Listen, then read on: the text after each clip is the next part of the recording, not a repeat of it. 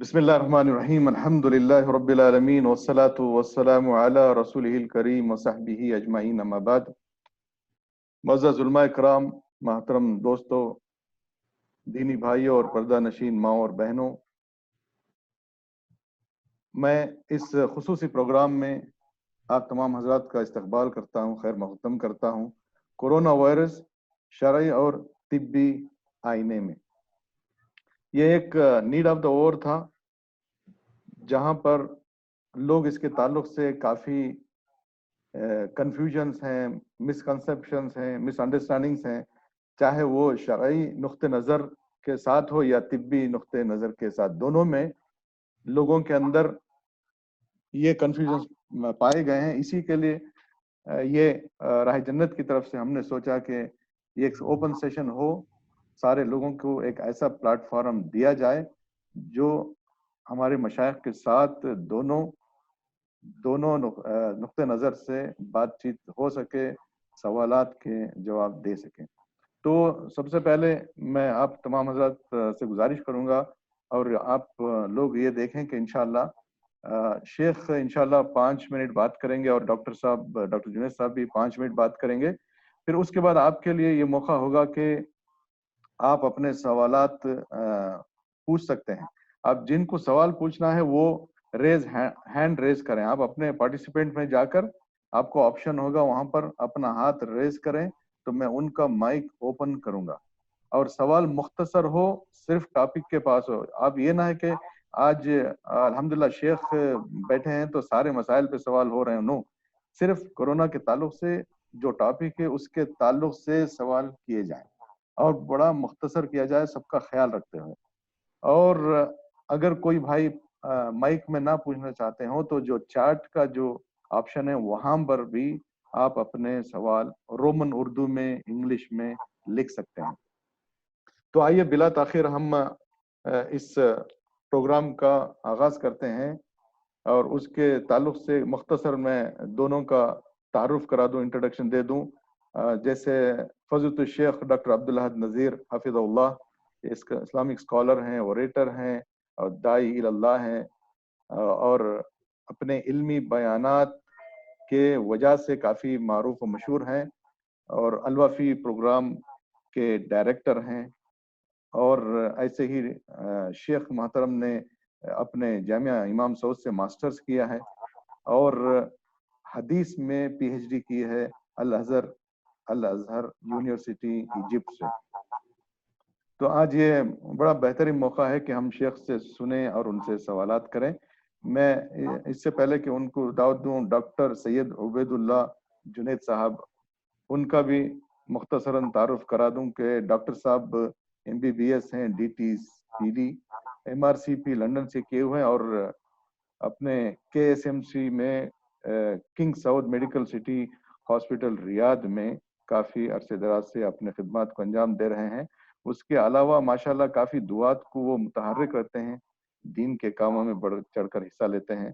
اور آئیے ہم بلا تاخیر گزارش کرتے ہیں فضیلت الشیخ ڈاکٹر عبدالاحد نذیر حفظ اللہ سے کہ وہ 5 منٹ کے لیے کورونا کے تعلق سے نصیحت کریں۔ فضیلت الشیخ ڈاکٹر عبدالاحد نذیر۔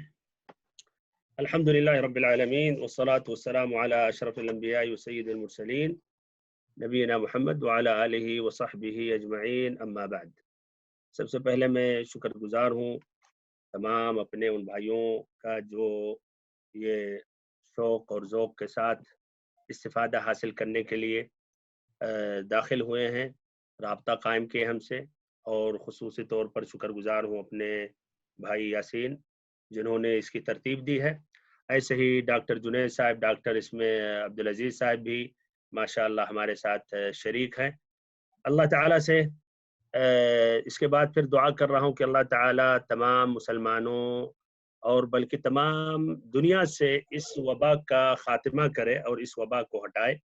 پوری دنیا دیکھ رہے ہیں کافی پریشان ہے، اور دوسری جنگ عظیم کے بعد اس قدر دنیا خوف زدہ شاید اب تک نہیں ہوئی ہے۔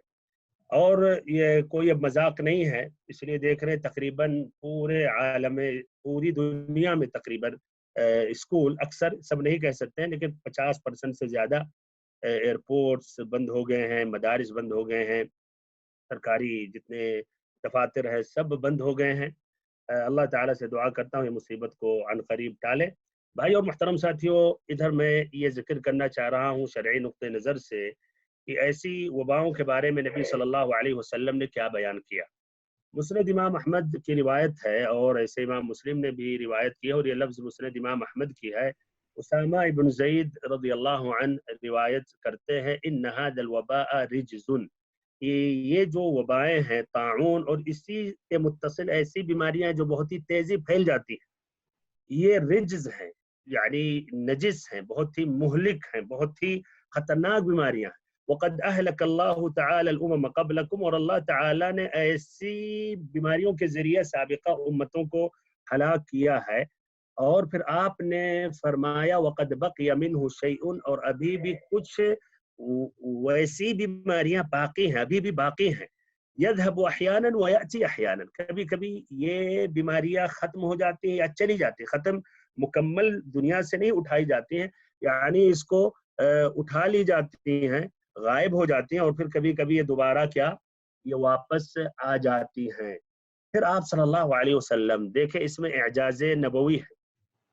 فَإِذَا وَقَعَ بِأَرْضٍ فَلَا تَدْخُلُوا إِلَيْهَا، تو اگر کسی بھی قوم میں، کسی بھی ملک میں یہ بیماری واقع ہو جائے تو وہاں تم داخل مت ہو، وہاں مت جاؤ۔ اور ایسے ہی اذا وقع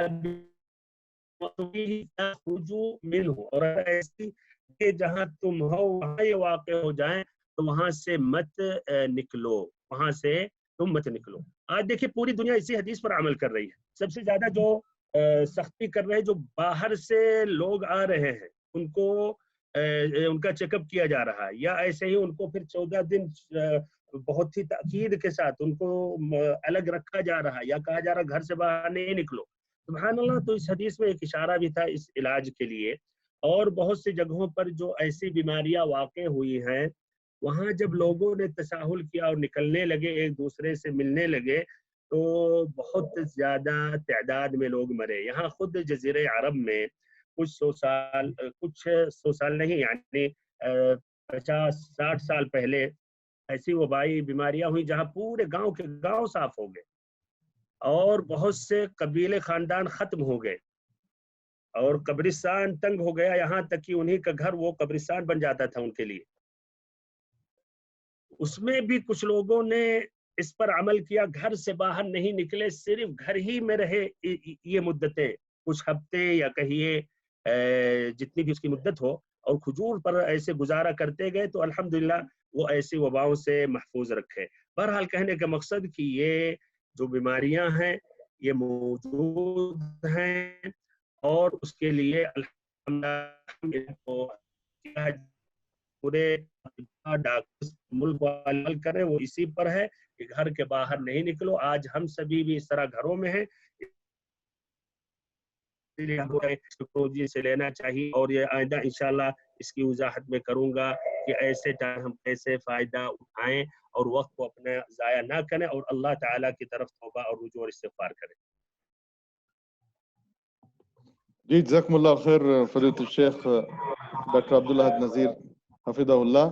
تو جو بھائی بعد میں داخلہ لیے ہیں ان سے گزارش کروں گا کہ اپنے سوالات جو ہے، جو چیٹ ہے وہاں پر آپ رومن اردو میں ٹائپ کر سکتے ہیں، یا ایسے ہی ابھی ڈاکٹر سید عبید اللہ جنید صاحب کی 5 منٹ کی نصیحت ہوگی، اس کے بعد جو بھی سوال کرنا چاہیں وہ اپنا ہینڈ ریز کر سکتے ہیں، تو میں ان کا مائک انمیوٹ کروں گا تاکہ آپ مختصراً ٹاپک کے اوپر اپنا سوال کر سکتے ہیں۔ تو میں بلا تاخیر ڈاکٹر سید عبید اللہ جنید صاحب کو گزارش کروں گا کہ وہ 5 منٹ کورونا وائرس کے تعلق سے بات کریں۔ جزاکم اللہ خیر۔ السلام علیکم ورحمۃ اللہ وبرکاتہ۔ جزاک اللہ خیر یاسین بھائی اور شیخ عبدالاحد جو پروگرام کو آرگنائز کیے ہیں، اللہ تعالیٰ آپ لوگوں کو اجر دے۔ انشاءاللہ اس سے کچھ فائدہ پبلک کو ہو، اور انشاءاللہ ہم کورونا سے بچنے کے لیے کچھ एडवाइस करेंगे इंशाल्लाह तो फॉलो करें। तो सबसे पहले चीज ये है कि कोरोना वायरस जो है फैमिली है, जो यूनिवर्स में एग्जिस्ट है, दुनिया में यहाँ तक बताया गया कि BC 900 BC से से ऑलरेडी मौजूद है। सो ये इसके 3 एपिडेमिक्स आ चुके हैं। पहला एपिडेमिक जो है 2003 में आया, यानी एशियन कंट्रीज में आया था, उसका नाम था सार्स। सेकेंड एपिडेमिक जो है मिडिल ईस्ट में आया, उसका नाम था मर्स-को। थर्ड एपिडेमिक जो है कोर्स कोविड-19 बोल रहे हैं, अदरवाइज उसका नाम है सार्स-2। तो ये वायरस जो है बेसिकली आप जानते हैं चाइना से आया है। ये वायरस जो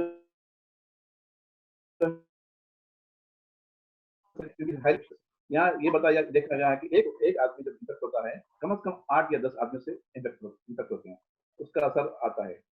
तो इसलिए गवर्नमेंट के गाइडलाइंस है, WHO गाइडलाइंस है, नेशनल गाइडलाइंस है कि आवाम को बताइए, अवेयरनेस चाहिए, सबसे इम्पोर्टेंट, क्योंकि उसका इलाज नहीं।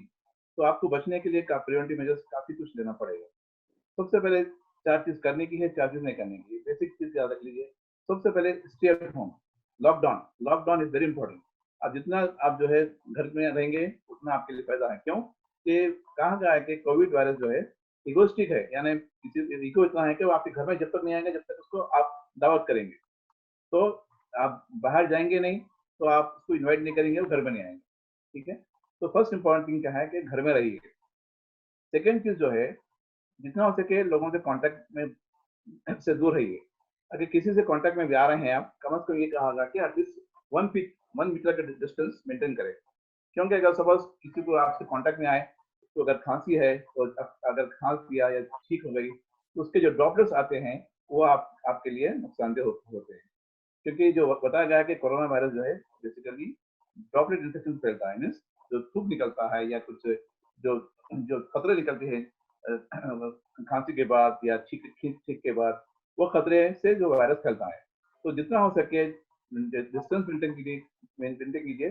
कहा गया है कि कम से कम 1 मीटर का डिस्टेंस दूर रहिए। ठीक है। सेकेंड चीज जो है हैंड हाइजीन, हाथ की सफाई। तो हाथ की सफाई इतनी जरूरी है कि कहा गया कि हाथ की सफाई कीजिए वरना जान से हाथ धोना पड़ेगा। तो इतना ही जरूरी है क्योंकि बीमारी जो है हाथ से फैलती है। कैसे हाथ से फैलती है? तो किसी ने अगर छींक दिया, वो जाकर कोई ऑब्जेक्ट पे गिर गया या टेबल के ऊपर या डोर के ऊपर गिर गया, तो आप उसको डोर को टच करते हैं। तो डोर से टच करने के बाद आप जो है आपका वायरस क्या हाथ पे आ चुका है, वो वायरस जो है आपने नाक पे टच किया या आईज पे टच किया या माउथ पे टच किया, उससे जो है इन्फेक्शन फैलता है। इसलिए हाथ की सफाई वेरी इंपॉर्टेंट, क्योंकि ये वायरस हाथ से फैल सकता है। तो hand hygiene is very important. तीसरी चीज जो है, हाथ जो है हमेशा धोने की थे। जब भी आप कोई ऑब्जेक्ट को टच किए आपको हाथ धोना है। खाने से पहले हाथ धोना है, बाथरूम जाने से पहले हाथ धोना है, बाथरूम से आने के बाद हाथ धोने का है। थर्ड थिंग क्या है, मुसाफा को भी करना, जिसे भी अवॉइड कीजिए। तो यहाँ तक कि आजकल डॉक्टर्स कर रहे हैं या इस तरह कर रहे हैं, सलाम करना है तो इस तरह कर रहे हैं, या जो है दूर से हाय हाय कर रहे हैं, तो मुसाफा अवॉइड कीजिए। थर्ड थिंग जो है, गुड न्यूट्रिशियस डाइट अच्छी लीजिए ताकि आपकी बॉडी का इम्यून सिस्टम बढ़ सके। फोर्थ चीज जो है गुड हाइजीन बॉडी बात लीजिए। क्योंकि अगर आप बाहर गए, आपके सर पे भी हो सकता है कि वायरस आ जाए, किसी की छींकने पर, किसी के स्नीजिंग पर। तो बॉडी बात हो सकता है दिन में 2 या 3 मरतबा आप बॉडी बात लीजिए। और दूसरी इंपॉर्टेंट चीज जो है, ये कहना है कि किसी को खांसी हो जाए, छींक आ जाए, तो ये बताया कि अक्सर लोग देखते हैं कि आप हाथ पे छींकते हैं, तो हाथ पे ना छींकें। गाइडलाइंस ये है कि यहाँ पर छींकें। अच्छा, तो ये वायरस यहाँ पर है तो क्या क्या हो सका कि दूसरे से कांटेक्ट में नहीं आएगा वो। और यहाँ से टिश्यू यूज कीजिए, this called cough respiratory etiquette कहते हैं। दूसरी चीज ये है कि आप जो है पैनिक ना हो, क्योंकि जितना आप उसे स्ट्रेस करेंगे आपके लिए नुकसान देंगे। क्योंकि वायरस बीमारी है, अगर आ भी जाए तो अच्छा चीज ये है कि माइल्ड सिम्टम्स से मॉडरेट सिम्टम्स है। 80% पेशेंट जो है रिकवर हो रहे हैं, ओनली 2% डेथ रिपोर्ट की गई है। सम कंट्रीज में 8% डेथ की रिपोर्ट की। तो 80% या मोर देन 80% पेशेंट जो है रिकवर हो रहे हैं। और हार्डली 5% 10% जो है सीरियस होते हैं, जो जिसके लिए आईसीयू में एडमिट करना पड़ेगा, वरना जो है माइल्ड सिम्टम्स आते हैं, बगैर इलाज से कम हो जाते हैं। तो ये चीज करने की है। जो नहीं करने की है, आपको जो है गैदरिंग को अवॉइड करना है, सोशल डिस्टेंस جو ہے مینٹین کرنا ضروری ہے.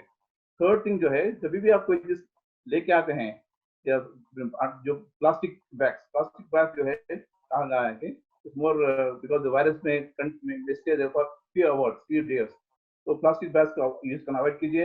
اگر پلاسٹک بیگ میں یوز کرتے ہیں تو فوراً اس کو ڈسپوز کر دیجیے, فوراً اس کو نکال دیجیے.